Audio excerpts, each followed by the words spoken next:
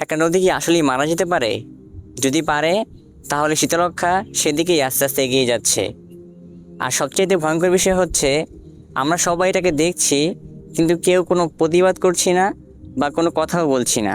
শীতলক্ষ্যা শুধু একটি নদী নয়, এটি শত মানুষের স্মৃতি, শত মানুষের জীবিকা এবং ইতিহাসের একটি ঐতিহাসিক অংশ।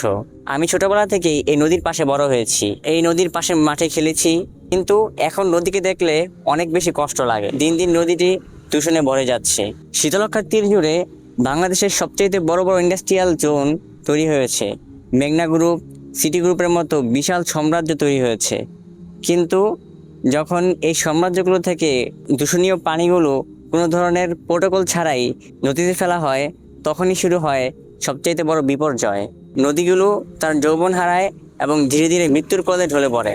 বর্ষাকালে কিছুটা হলেও নদী স্বস্তি পায়, কিন্তু যখন শুকনো মৌসুম চলে আসে, তখনই শুরু হয় বিপর্যয়।